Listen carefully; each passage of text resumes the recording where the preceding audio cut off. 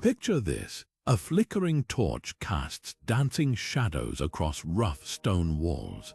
A hand, tens of thousands of years ago, presses against the cold rock surface. With charcoal and ochre, they begin tracing lines that will outlast civilizations. What urgent message did they burn to share across millennia? What visions haunted these ancient artists so deeply they needed to trap them in stone? These aren't mere decorations. These pictographs are the first chapters of humanity's story, written in symbols we're still struggling to decode. Across 6 continents, hidden in caves and rock shelters, our ancestors left behind a gallery of mysteries. Some depict creatures we recognize, others show shapes that defy explanation. Were they recording history, practicing magic, speaking to gods, or simply trying to say, "I was here"? Today we're pulling back the veil on 25 of the most astonishing examples ever discovered. We'll stand where shamans stood in France's deepest caves, decipher the haunting handprints of Argentina, and confront Australia's otherworldly spirit beings. You'll witness art so sophisticated it rivals modern masterpieces, and symbols so strange they've sparked theories about lost civilizations. That torchlight revealing these images may have faded long ago, but their power to astonish remains undimmed. So come with me now through winding caverns and across ancient landscapes as we meet humanity's first artists face to face. What we're about to uncover might change how you see art, history, and even what it means to be human. The stone canvas is waiting. Let's begin. Let's step into the shadowy chambers of Lascaux, where one image stands out among the stunning array of prehistoric art: the enigmatic bird-headed man. Painted roughly 17,000 years ago, this figure collapses on the ground, his stick-like body seemingly lifeless beside a massive bison. But it's his head, or rather the bird's head, that sparks the most debate. Some researchers believe this figure represents a shaman mid-transformation, wearing a bird mask as part of a ritual to journey into the spirit world. Birds, often seen as messengers between realms, make this theory compelling. Others argue it's a depiction of a wounded hunter struck down by the bison's horns, a dramatic scene frozen in time. The bison itself appears injured, with its entrails spilling out, adding another layer of mystery. Was this a story of survival, a spiritual vision, or something else entirely? What's undeniable is the sophistication of the art itself. The Lascaux artists used natural contours of the cave walls to give their figures depth, almost bringing them to life in the flickering torchlight. They layered colors with precision, blending ochres and charcoals to create shadows and movement. This wasn't just doodling, it was mastery. As we leave the Lascaux caves behind, one question lingers: was this image a warning, a prayer, or a record of something beyond our understanding? Whatever the truth, it's a haunting glimpse into the minds of our ancient ancestors. Now let's journey from the caves of Lascaux to another breathtaking masterpiece: Altamira's charging bison. Discovered in northern Spain, this 14,000-year-old painting bursts with life, its rich reds and blacks creating an illusion so vivid, you might swear the animal could leap right off the cave wall. What makes this bison extraordinary is how the artist used the natural bumps and curves of the rock to give it dimension. That rounded belly, it follows the swell of the stone. The powerful shoulder muscle, enhanced by a bulge in the ceiling. This wasn't just painting, it was a collaboration between human creativity and the cave itself, turning flat pigments into something almost tactile. But why a bison mid-charge? Some argue it's an example of hunting magic, a way for ancient hunters to gain power over their prey by capturing its essence on stone. Others see deeper spiritual meaning, perhaps a symbol of strength or a guide for rituals. The bison's intense gaze and tensed muscles suggest movement frozen in time, as if the artist caught a sacred moment between worlds. Unlike Lascaux's dramatic scene, Altamira's bison stands alone, commanding the space with quiet authority. Was it meant to teach, to protect, or to summon? The cave's acoustics, with echoes that seem to amplify near the painting, hint that sound may have played a role in whatever ceremonies happened here. One thing's certain, whoever painted this bison didn't just see an animal. They saw something worthy of reverence. Now, let's step into the shadowy depths of France's Chauvet cave, where a masterpiece of prehistoric artistry awaits the awe-inspiring lion panel. Unlike Altamira's solitary bison, this 30,000-year-old tableau pulses with energy, featuring a pride of lions mid-hunt, their bodies frozen in a breathtaking chase. What sets this scene apart is something downright revolutionary: the artist's use of what we'd now call motion blur. By painting multiple limbs or overlapping outlines, they created the illusion of movement, as if these lions are sprinting across the stone. It's not just a static image, it's a snapshot of action, a prehistoric attempt at animation. Imagine standing there, torchlight flickering, watching these beasts seem to leap to life. But Chauvet's lions aren't just a triumph of technique, they're also a riddle. The cave's stunning preservation initially led experts to believe the paintings were far younger, perhaps 12,000 years old. Then came radiocarbon dating, suggesting they were more than twice as ancient. This sparked fierce debates. Could early humans really have achieved such sophistication so long ago? Some argue the dates must be wrong, while others see it as proof of an artistic golden age lost to time. Whether ritual art, a teaching tool, or sheer creative brilliance, the lion panel forces us to rethink what we know about early human mind. These artists didn't just see lions, they saw motion, tension, and drama, capturing it in a way that still feels alive millennia later. And that's the real magic of Chauvet, not just what's painted, but how it moves us. Shifting our gaze to the limestone caverns of Pech, Merle in southwest France, we encounter one of prehistory's most puzzling artworks, the spotted horses. These striking figures, painted in bold black outlines with irregular white spots covering their bodies, seem to gallop across the cave walls alongside something equally intriguing: dozens of human hand stencils, some positioned as if reaching toward the animals. The spots ignite fierce debate. One camp argues they depict real prehistoric horses with unusual coats, pointing to genetic evidence that ancient equines sometimes had leopard-like patterns. Others insist the dots symbolize something far more mystical, perhaps visions seen during shamanic trances induced by flickering torchlight or psychoactive plants. The handprints deepen the mystery. Were they signatures, blessings, or part of a ritual to connect with the spirit of the horses? What's undeniable is the artist's sophistication. They used the cave's natural contours to give the horses volume. Swelling rock became muscled shoulders, crevices formed flowing manes, and unlike Chauvet's motion techniques, Pech Merle's creators played with negative space, leaving patches of bare rock between spots to create an almost dazzling effect under firelight. Whether these horses roamed Ice Age Europe or the landscapes of the human mind, they whisper across 25,000 years about our ancestors' world, a place where reality and vision blurred as easily as charcoal on stone. Just ahead, we'll meet another figure that blurs that line further, the antlered enigma known as the Sorcerer of Trois-Frères. Now let's journey deeper, both into the cave and into the mystery, as we confront one of prehistoric art's most provocative figures. Hidden in the deepest chamber of France's Trois-Frères cave, the so-called sorcerer stares back at us with an unsettling blend of human and animal traits. Towering over 3 feet tall, this hybrid being sports the antlers of a stag, the ears of a wolf, the tail of a horse, and the legs of a dancing human, all meticulously engraved into the rock some 17,000 years ago.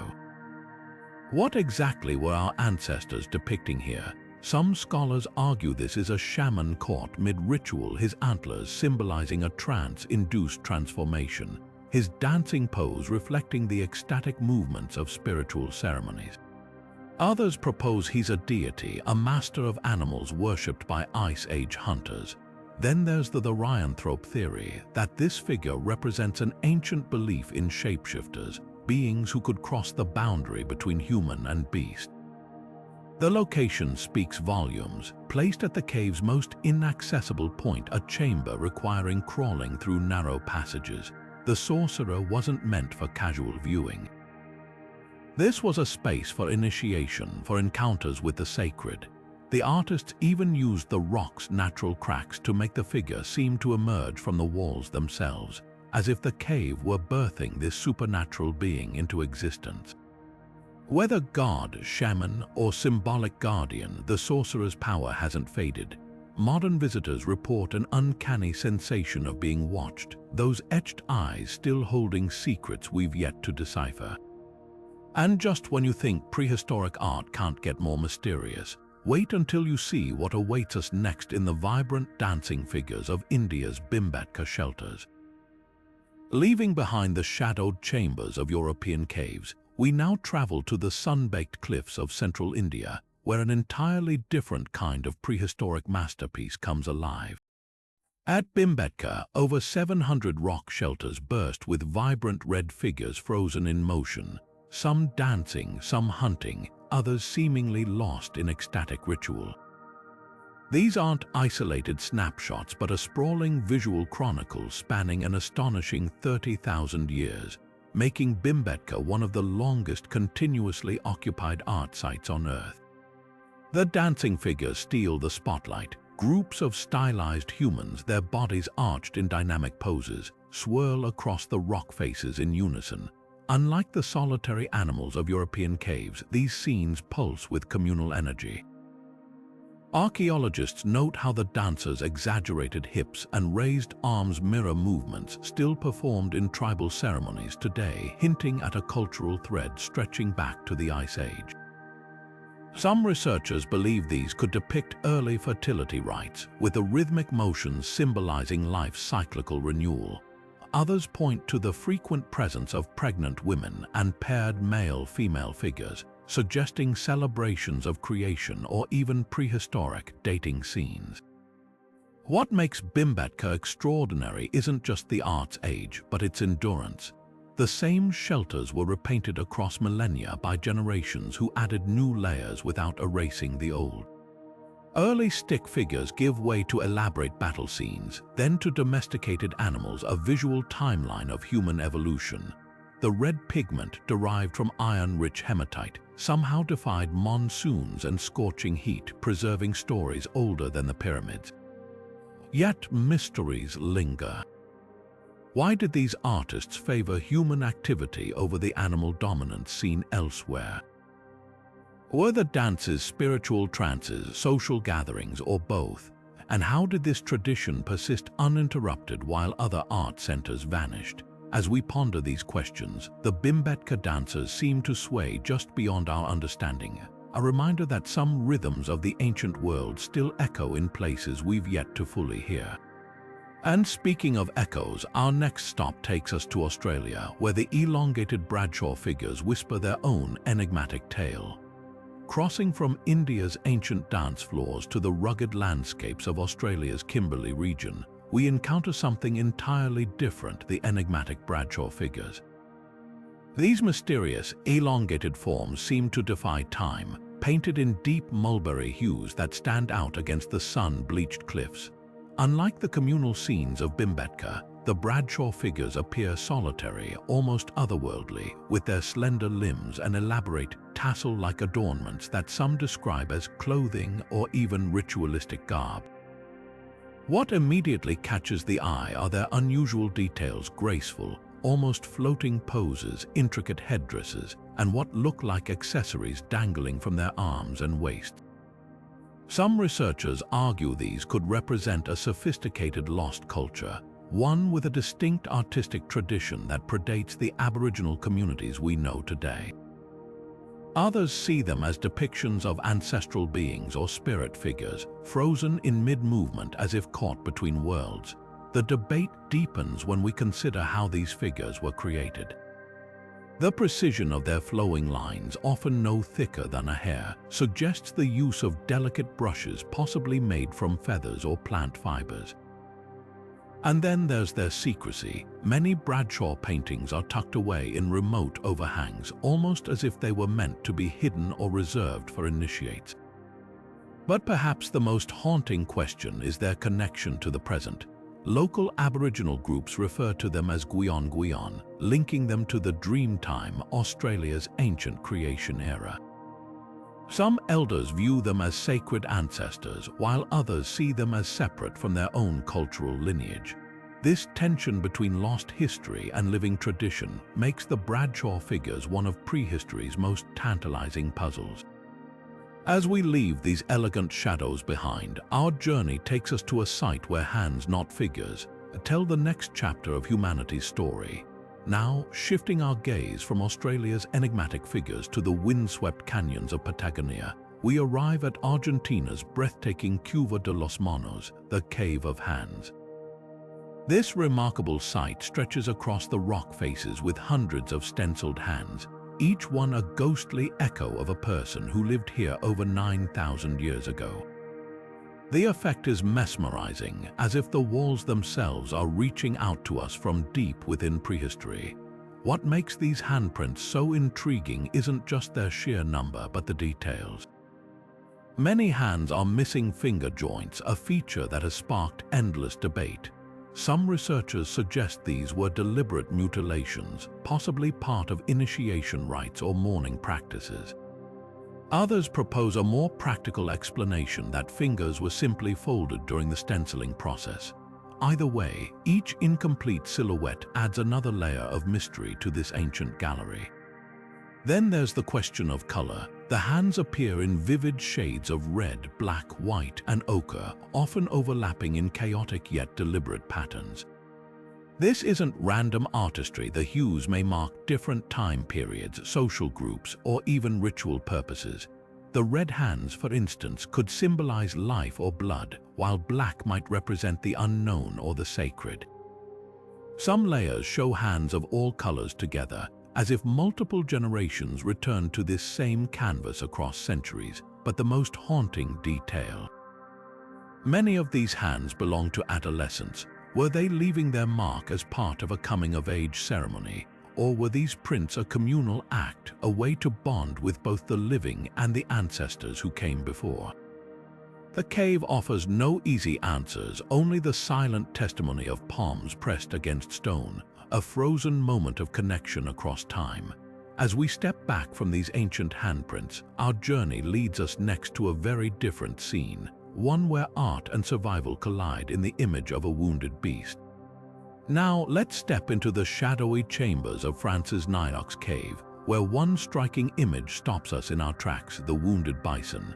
This powerful depiction shows a bison with an arrow cleanly embedded in its side, a detail so precise it feels almost clinical. The artist didn't just sketch an animal, they captured a moment of impact frozen in time. But what exactly were they trying to convey? Some argue this scene records a real hunt, a triumph to be remembered. The arrow's placement isn't random, it pierces exactly where a fatal blow would land, suggesting deep knowledge of anatomy. Was this a way to celebrate skill, or perhaps to teach younger hunters where to aim? Yet others see something more symbolic. In cultures worldwide, images of wounded animals often served as hunting magic, a way to spiritually influence the outcome of future hunts. By painting the bison already struck, did the artist believe they could ensure success in the real world? Then there's the mythic angle. Many prehistoric artworks blend reality with the supernatural. Could this bison represent a legendary hunt, a story passed down through generations?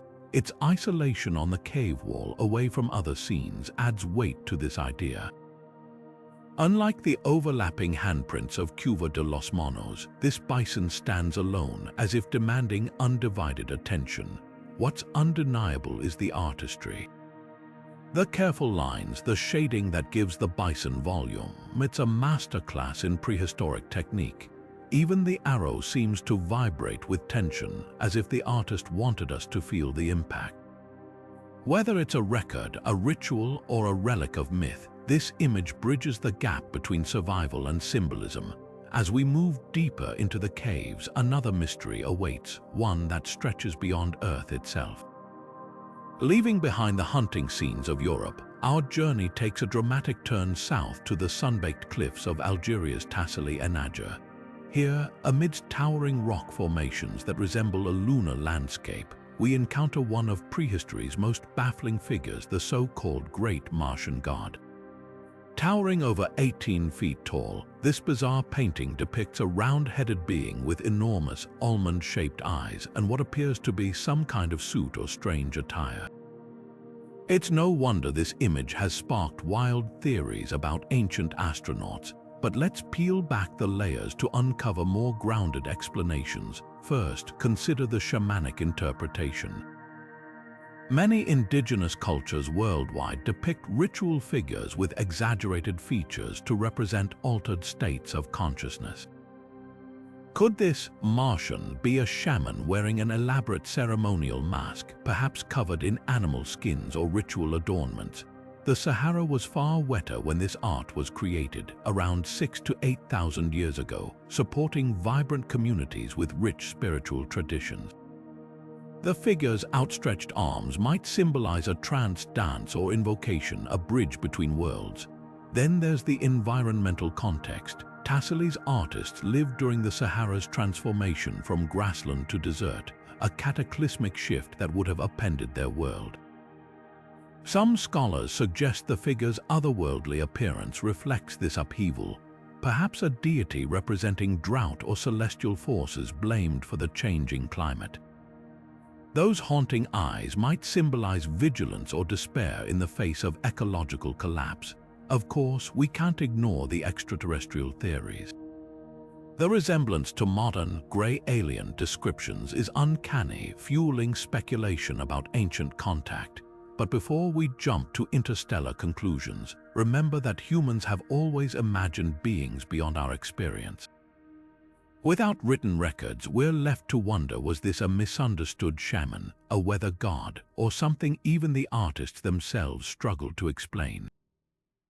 What's certain is the artistry's enduring power. The ochre pigments have survived millennia of scorching sun, and the figure's isolation on the cliff face gives it an eerie, almost watchful presence. As the Sahara dried, the people moved on, but their questions painted in rust-red strokes remain. Now, let's dive into a very different kind of mystery, one not of arid cliffs but of submerged caverns and creatures from the deep. Now, plunging into the depths of the Mediterranean, we uncover an Ice Age gallery hidden beneath the waves. France's astonishing Cosca Cave, accessed only through a 120-meter underwater tunnel near Marseille. This submerged time capsule preserves artwork from when sea levels were nearly 400 feet lower and the shore stretched miles farther out. Among its most extraordinary treasures are the world's only known prehistoric seahorse depictions, painted alongside seals, fish, and even penguin-like auks. These delicate seahorse images, sketched in charcoal, offer a rare glimpse into coastal life 19,000 years ago. Unlike the bold hunting scenes of inland caves, Cosca's art focuses on marine creatures, suggesting its creators relied heavily on the sea for survival. The seahorses, with their curled tails and arched necks, are rendered with such precision that some researchers believe the artists observed them in shallow lagoons now vanished beneath the waves. But why paint seahorses? Unlike prey animals, they held little practical value. One theory suggests they symbolized transformation or resilience, mirroring the seahorse's ability to anchor itself in shifting currents. Alternatively, they might represent a mythical connection to the sea's mysteries, much like later maritime cultures revered aquatic creatures in their folklore. The cave's submerged entrance adds another layer of intrigue. Rising seas drowned this sanctuary around 10,000 years ago, sealing its art in darkness until its chance discovery by a diver in 1985. Today, as climate change accelerates sea level rise, Cosca's paintings face renewed threats from erosion and saltwater, making them poignant symbols of both ancient adaptation and modern vulnerability. From the abyss of Cosca, our exploration now surfaces to another marvel of prehistoric artistry, one that captures not beasts or spirits but the human face itself. Leaving the underwater mysteries behind, we now step into the shadowy chambers of France's La Marche cave, where stone walls whisper with something extraordinary, the earliest known portraits in human history. Here, amidst the flicker of ancient torchlight, prehistoric artists carved over 150 remarkably detailed human faces, each with unique expressions, hairstyles, and even what appear to be emotions frozen in time. These aren't the usual stick figures or symbolic silhouettes found in other caves. The La Marche engravings show individuals, some with carefully styled hair, others with beards or headgear, a few even smiling or grimacing. One figure wears what looks like a hooded cloak, another sports an intricate braid. This level of detail has sparked heated debate among archaeologists. Could these truly be portraits of real people, or are they idealized characters from stories or rituals? Supporters of the portrait theory point to the diversity of features. No two faces are identical, suggesting observations of actual community members. Some even propose these could be a lineage of leaders or revered elders, their likenesses preserved in stone. Skeptics, however, argue that the variations might represent roles, hunters, shamans, or spirits rather than individuals. The truth may lie somewhere in between, blending observation with symbolism in a way we're only beginning to understand. What's undeniable is their artistic breakthrough. Unlike the animal profiles dominating other caves, these human faces engage viewers directly, some even turned in three-quarter profile, a technique thought to emerge millennia later. The realism is so striking that when first discovered in 1937, some scholars dismissed them as modern hoaxes, but advanced dating methods confirm their ancient origin, placing them around 15,000 years old.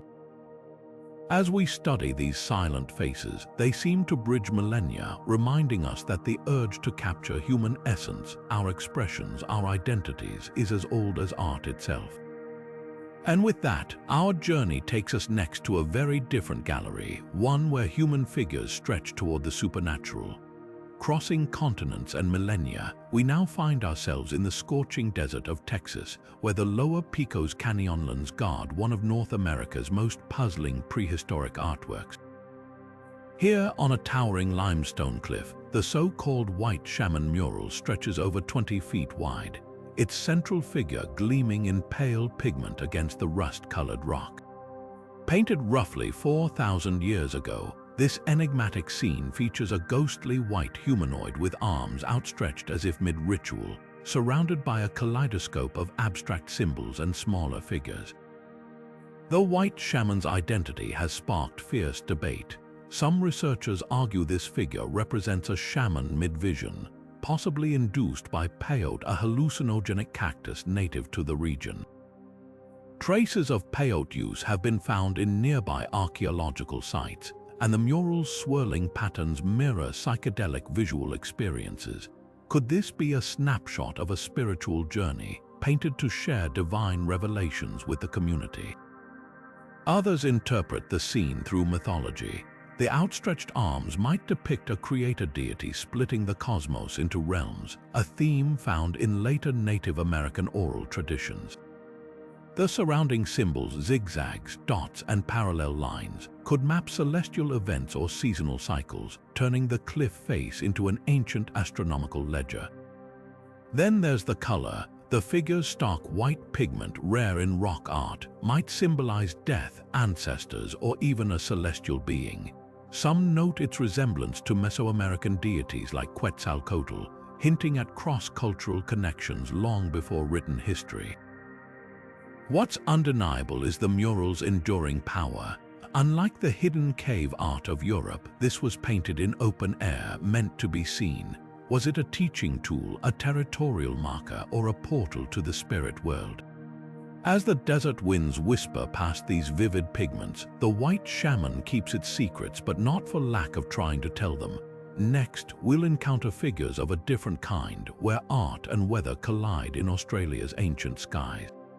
Now we journey from the sun-baked cliffs of Texas to the monsoon-drenched landscapes of Australia's Kimberley region, where the ancient Wandjina spirits watch from the rock faces. These striking figures, painted with their distinctive halo-like headdresses and large, owl-like eyes, are far more than art. They are living entities to the Aboriginal peoples of this land. Believed to control the rains, storms, and fertility of the region, the Wandjina are both ancestors and weather deities, their images a sacred covenant between the people and the skies. The artistic style is unmistakable. Unlike the detailed realism of European cave art, Wandjina figures are boldly outlined, often with white bodies and dark, haunting eyes that seem to follow you. Their halos radiate like storm clouds, and their mouths are conspicuously absent. Local traditions say this prevents them from unleashing torrential rains upon the earth. These images aren't just ancient relics. They're repainted by Aboriginal custodians every few years in a ritual that renews their spiritual power and ensures seasonal rains. But the Wandjina come with a warning. To the Wunumbul, Ungaranian, and other Kimberley peoples, these figures are so sacred that improper reproduction, especially by outsiders, is forbidden. There's a belief that disrespecting the images can anger the spirits, bringing droughts or cyclones. This taboo gained global attention when a tourism campaign mistakenly used Wandjina imagery, sparking outcry. It's a powerful reminder that some mysteries aren't meant to be unraveled, only honored. What's fascinating is how science echoes tradition. Studies suggest some Wandjina paintings could be over 4,000 years old, yet their styles align with oral histories passed down through countless generations. Are these the oldest continuous religious practices on Earth? For the Kimberley people, the answer is clear. The Wandjina never left. They're as present in the first monsoon drops as they were when the first artist raised a hand to the rock. Next, we'll leap from rainmakers to another kind of celestial mystery, one that might just have antennae. Now, shifting our gaze from the storm-summoning Wandjina, we find ourselves in Italy's Val Camonica, where a stick figure with what looks like antennae has sparked debates for decades.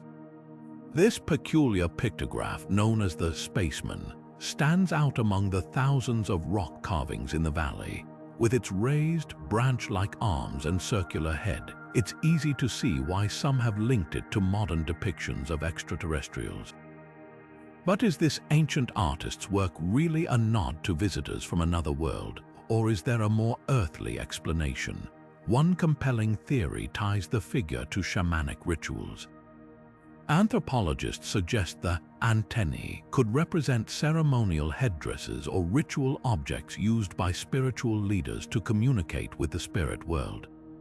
In many indigenous traditions, headgear with antlers or feathers symbolizes a connection to higher realms, something this carving might echo.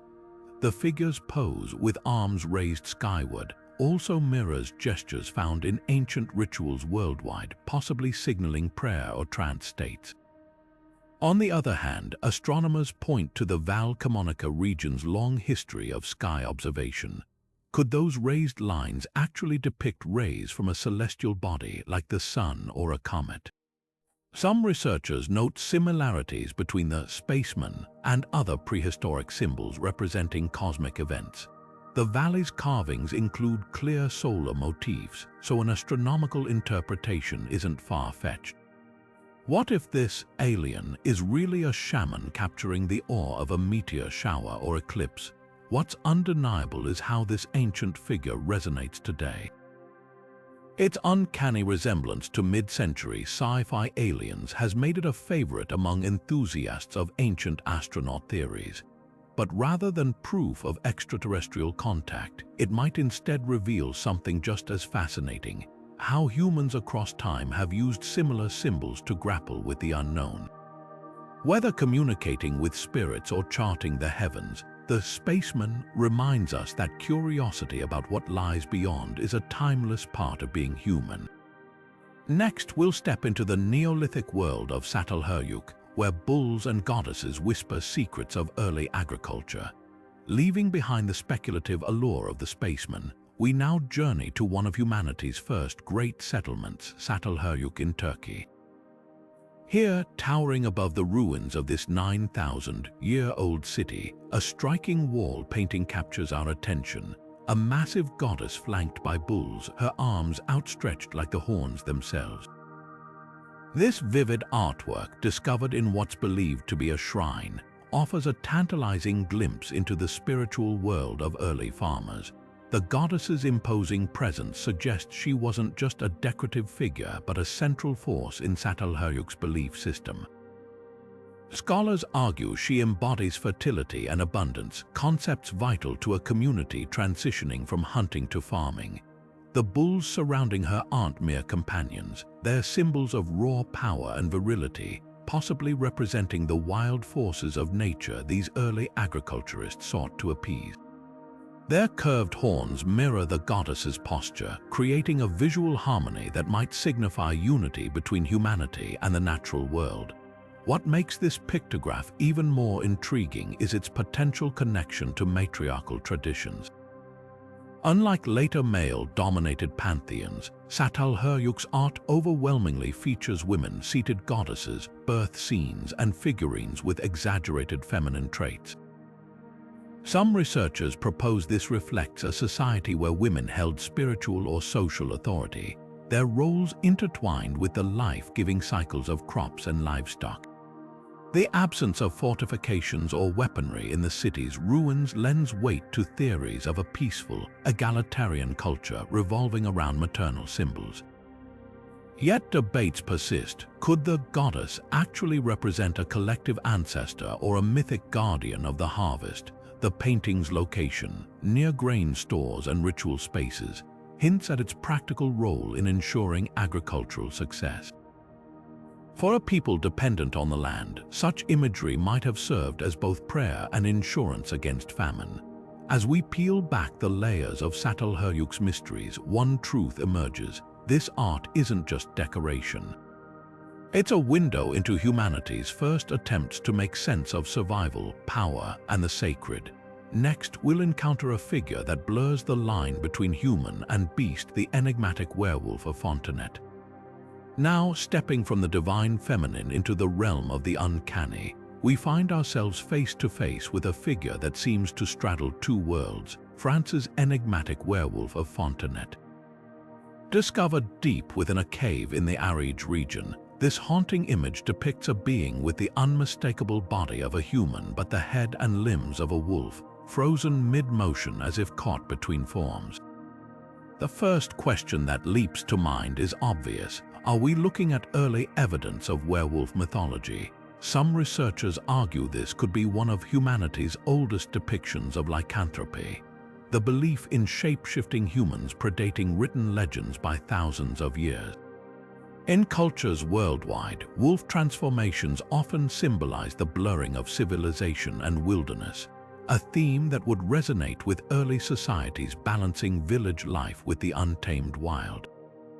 But another compelling theory suggests this isn't a monster at all, but a shaman in ritual garb. Among many indigenous cultures, wearing animal skins during ceremonies symbolizes channeling that creature's spirit or abilities. The wolf, with its keen senses and pack cohesion, might have represented ideals a spiritual leader sought to embody. The figure's dynamic pose could depict a trance-like dance, its transformation temporary and sacred rather than monstrous. Then there's the pragmatic interpretation, a hunter in disguise. Wolves were both rivals and role models for prehistoric humans, masters of teamwork and tracking. Some ethnographers propose the image shows a practical hunting technique, where wearing wolf pelts allowed humans to approach prey undetected. The cave's location near migratory routes supports this idea, hinting at a survival lesson passed down through art. What makes this pictograph so divisive is its ambiguity. Unlike the goddess of Çatalhöyük, whose symbolism ties to clear agricultural themes, the werewolf's meaning shifts depending on the lens. Is it a warning, a worshipped figure, or a how-to guide? The answer may lie in between, a reminder that for ancient peoples, the line between human and animal wasn't just crossed in stories, but in daily life and spiritual practice alike. As we move forward, prepare to encounter art that defies even these boundaries where human forms stretch into the surreal, as seen in Utah's Sego Canyon figures. Now, shifting our gaze from the shadowy caves of France to the sun-baked cliffs of Utah, we encounter something truly otherworldly, the Barrier Canyon-style figures of Sego Canyon. These eerie, elongated forms with their oversized, hollow eyes seem to stare right through time, as if they're not just art but windows into another realm. What makes these figures so unsettling is their sheer unnaturalness. Stretching up to 7 feet tall with spindly limbs and bulbous heads, they defy human proportions entirely. Some appear to float, their bodies fading into the rock as though dissolving into the spirit world. The most striking detail, those enormous, empty eyes. Some researchers believe they depict souls in a trance state, glimpsing visions beyond our physical reality. This ties directly to indigenous traditions of vision quests. For many Native American cultures, entering altered states of consciousness was a sacred practice, a way to seek guidance or healing. The figures' distorted forms might represent how shamans saw themselves or spirits during these journeys stretched between worlds, their perceptions warped by ritual or plant medicines. Supporting this, some panels show smaller, realistic human figures alongside these giants, possibly portraying the contrast between ordinary and spiritual sight. Yet the mystery deepens when we ask, why did this style vanish? Unlike other cave art traditions that evolved gradually, Barrier Canyon's distinct figures disappear abruptly from the archaeological record around 2,000 years ago. One theory points to climate shifts. Droughts may have forced the artist's descendants to migrate, severing cultural continuity. Another suggests religious upheaval as new belief systems replaced old ones. The most haunting possibility, that the knowledge behind these figures was so sacred, so tied to specific rituals, that it simply couldn't survive societal changes. What remains is a haunting legacy, these silent, staring witnesses to a lost spiritual practice. They challenge us to ponder not just what ancient people saw, but how they saw it. And as we turn next to Russia's Kapova Cave, we'll find another puzzle, art that traveled farther than anyone imagined possible. Moving northward into the vast wilderness of Russia, we uncover an unexpected treasure hidden within the Ural Mountains, the enigmatic black drawings of Kapova Cave. Far from the sunlit cliffs of Utah, this shadowy underground gallery holds clues to a prehistoric artistic network that spanned continents. What makes Kapova Cave extraordinary is its isolation. This is one of the few known cave art sites in all of northern Eurasia. Deep within the limestone caverns, ancient artists worked in near-total darkness, using charcoal and manganese to create striking black figures unlike anything seen in Western Europe's famed caves. The subjects are familiar mammoths, horses, and abstract symbols, but rendered with a bold, almost graphic style. One particularly haunting panel shows a woolly mammoth mid-stride, its sweeping tusks and humped back outlined in thick, confident strokes. The real puzzle, these drawings share uncanny similarities with art from caves thousands of miles away in France and Spain. The mammoth's posture, for instance, mirrors those in Chauvet cave, while the abstract dots and lines recall markings in Altamira. This raises a tantalizing question. Did artistic ideas travel across Ice Age Europe, carried by migrating hunter-gatherers, or did humans separated by vast distances arrive at the same visual language independently? Equally mysterious is the black pigment itself. Unlike the warm ochres of Western Europe, Kapova's artists relied on materials that required sophisticated processing, charring bones or collecting rare manganese deposits. Some researchers believe the choice of black wasn't just practical but symbolic, perhaps representing the darkness of the cave or the underworld. Supporting this, many figures cluster in the deepest chambers, suggesting these spaces were reserved for rituals rather than casual decoration. As we piece together Kapova's story, it challenges our assumptions about prehistoric isolation. These black drawings whisper of connections, whether through trade, migration, or shared spiritual beliefs, that once linked distant human communities. And as we venture next to the vibrant eland dances of South Africa's Drakensberg, we'll see how another culture translated their sacred visions onto stone. Leaving the shadowy depths of Russia's Kapova cave behind, we now journey to the sunlit cliffs of South Africa's Drakensberg Mountains, where an entirely different prehistoric masterpiece awaits. Here, among the towering rock faces, the Sand people created one of the most spiritually charged pictographs ever discovered, the dancing Khoisan eland. This vibrant scene doesn't just depict wildlife, it captures a sacred moment frozen in time, a bridge between our world and the spirit realm. At the heart of the painting is an eland, the largest antelope in Africa, rendered with such lifelike detail you can almost see its muscles tense mid-movement. But what makes this artwork extraordinary isn't just its artistry, it's the human figures surrounding the eland, their bodies bent in dynamic postures that suggest rhythmic motion. These aren't mere hunters or bystanders, they're participants in a trance dance, a ritual that still holds deep significance for Sand communities today. The connection between the painted eland and the trance dance is no coincidence. For the Sand, the eland is more than prey, it's a sacred vessel of spiritual energy. During rituals, dancers enter altered states of consciousness, often guided by shamans, to channel the eland's power for healing or rainmaking. The paintings may depict these very moments, the figures' contorted postures mirroring the physical tremors of trance, their outstretched arms reaching toward the animal as if drawing its essence into themselves. Some researchers believe the scenes show shamans mid-transformation, their human forms merging with the eland's spirit as they journey to the other world. What's striking is how these images transcend time. The pigments ochres mixed with egg whites or blood have endured for thousands of years, yet the dances they depict continue in Sand communities today. This isn't just ancient art, it's a living tradition. The placement of the paintings adds another layer of meaning. Many are found near water sources or in high, secluded niches, suggesting they were more than decorations. They were portals or markers for ritual spaces. As we decipher the eland's symbolism, we're reminded that these images weren't meant to simply be seen. They were meant to be felt, a visual echo of drumbeats, chants, and the collective pulse of a community reaching for the divine. And as we turn next to Sweden's rock carvings of sun-pulling horses, we'll see how another culture harnessed the power of art to touch the cosmos. Shifting our gaze from the vibrant dances of South Africa, we arrive at the windswept cliffs of Sweden's Bohuslän region, where an entirely different kind of mystery gallops across the rocks. Here, amidst the rugged coastline, Bronze Age artists carved the sun horses of Bohuslän, a striking tableau of powerful horses tethered to radiant solar discs.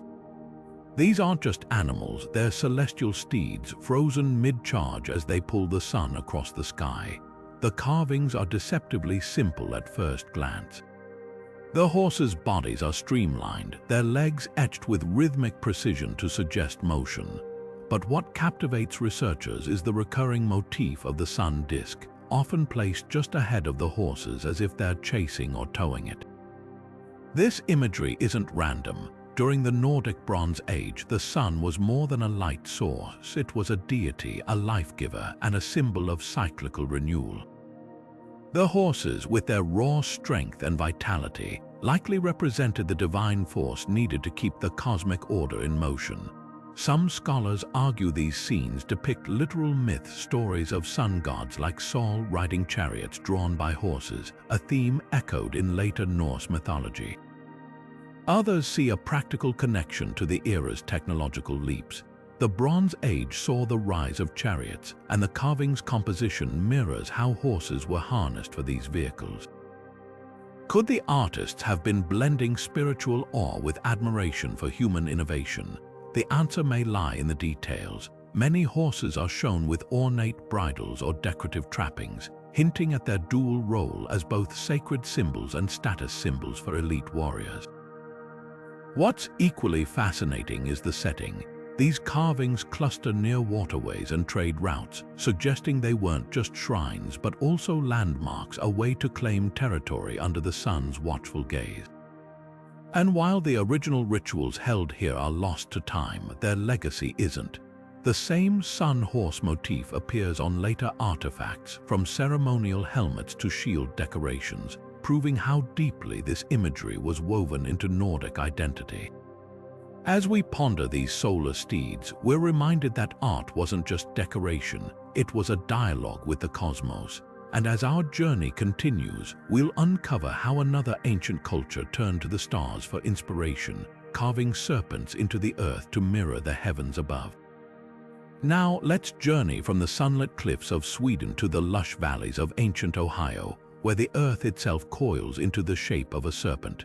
The horned serpent of Serpent Mound isn't just a mound, it's a sprawling, quarter-mile-long effigy, its body undulating across the landscape like a giant frozen in mid-motion. This isn't mere dirt piled high, it's a carefully sculpted masterpiece with a gaping mouth that seems to swallow an egg-shaped mound, while its coiled tail spirals with mathematical precision. What makes this serpent truly enigmatic are the horns atop its head, a detail rarely seen in nature but common in the mythologies of the Algonquian peoples who once inhabited this region. To them, the horned serpent wasn't just a creature, it was a powerful spirit, a bridge between the earthly and celestial realms.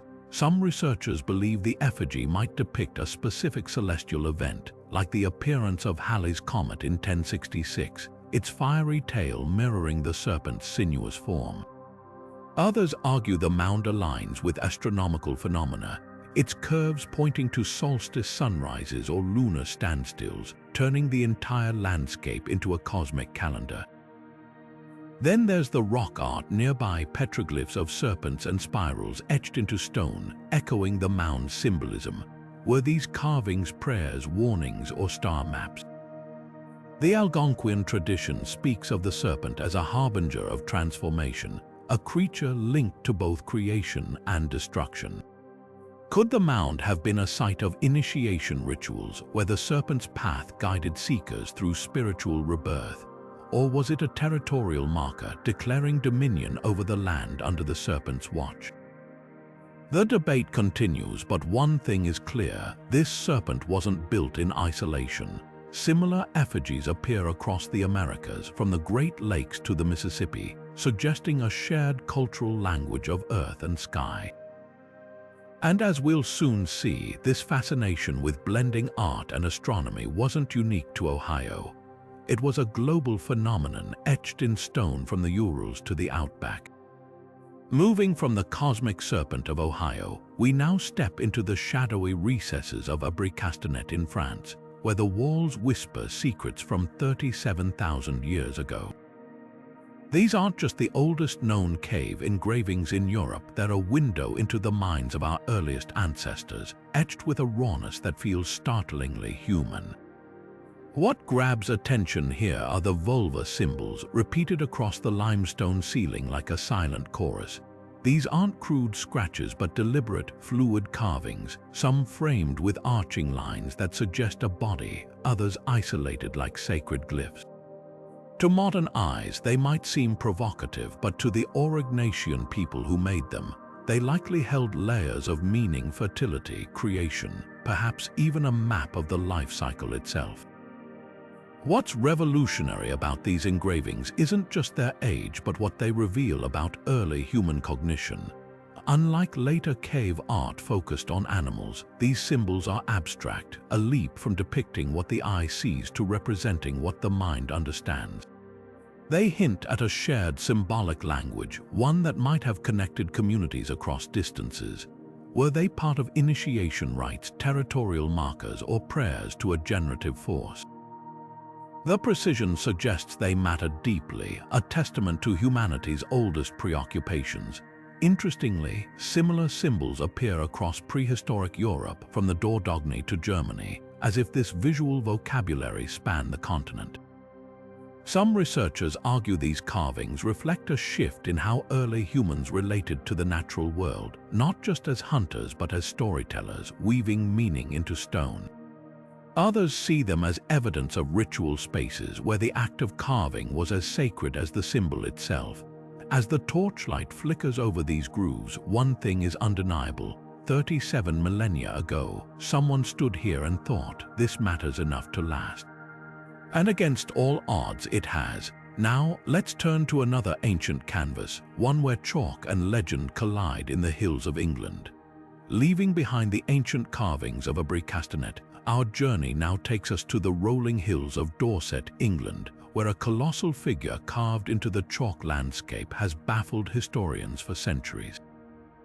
Towering at 180 feet, the Cerne Abbas giant stares boldly from the hillside, his unmistakable outline etched deep into the earth. But who created this enigmatic giant, and why? The answers are as elusive as the figure is striking. Some argue the giant dates back to prehistoric times, possibly linked to ancient fertility cults. His prominent phallus and raised club could symbolize strength and virility, echoing motifs found in other early European art. Comparable figures, like the Long Man of Wilmington, hint at a shared tradition of hill-carved deities perhaps worshipped to ensure bountiful harvests or tribal prosperity. Yet others insist the giant is far younger, pointing to medieval records that make no mention of him until the late 1700s. Could he be a cheeky satire carved by mischievous monks to mock local nobility? The giant's connection to fertility rituals is hard to ignore. Nearby, a medieval maypole once stood at his feet, and folklore tells of couples dancing around him to bless their unions. Even today, some whisper that sleeping on the giant's outline can cure infertility. But is this a survival of prehistoric beliefs or later superstition layered onto an older figure? The debate rages on. What's certain is the giant's enduring power. Unlike cave art hidden in darkness, this figure demands to be seen, a stark white sentinel under the open sky. Whether he's a prehistoric god, a medieval joke, or something in between, his mystery is part of his magic. Next, we confront an even darker enigma, the haunting scene of Sicily's Adora cave, where prehistoric art takes a startling turn. Now we arrive at our final and most unsettling discovery, the dead man of Adora. Nestled within a Sicilian cave, this haunting composition shows a cluster of human figures surrounding a central body, bent backward in an unnatural pose. The scene is unlike anything else in prehistoric art, sparking debates that range from sacred ceremonies to violent executions. Some researchers believe this depicts a ritualistic sacrifice. The central figure's contorted position suggests a deliberate act, possibly tied to initiation rites or offerings to unseen forces. Similar practices are known in later Mediterranean cultures, hinting at a deep-rooted spiritual tradition. Others argue it's an execution scene, pointing to the figures encircling the body as witnesses or participants in a punishment. Could this be evidence of early justice or tribal conflict? Another theory suggests shamanic trance rituals. The twisted posture might represent a spiritual transformation, with the surrounding figures guiding the initiate through a vision quest. Comparisons to ethnographic records show parallels in cultures where bending the body symbolized crossing into the spirit world. Yet the most chilling interpretation ties the scene to prehistoric tragedies. The central figure's bent spine could reflect an actual method of execution. Historical records describe similar practices of ritual suffocation. Was this a warning, a memorial, or a desperate plea to supernatural forces? The dead man of Adora leaves us with more questions than answers. Unlike celebratory hunting scenes or reverent handprints, this artwork forces us to confront the darker side of our ancestors' lives. It's a stark reminder that prehistoric art wasn't just about beauty, it captured the full spectrum of human experience from joy to terror. And with that, our journey through these 25 enigmatic pictographs comes to an end. Each one, from the Lascaux Shaman to this Sicilian enigma, reveals a piece of humanity's earliest creative spark, a legacy etched in stone waiting to be understood. As we step back from these 25 remarkable glimpses into the ancient past, one truth stands out: our ancestors spoke a visual language that transcended time and distance. From the charging bison of Altamira to the cosmic figures of Tassili, these pictographs show us humanity's shared curiosity, creativity, and connection to forces beyond the tangible world. Every continent tells its own chapter in this global story.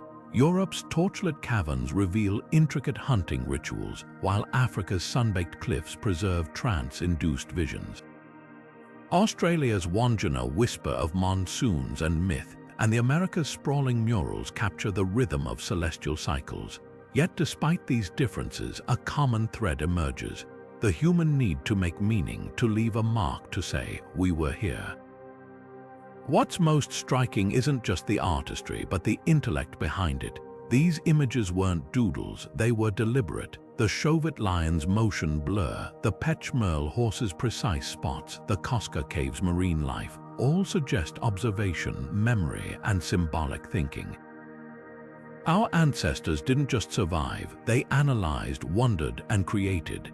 And let's not forget the spiritual heartbeat pulsing through these sites.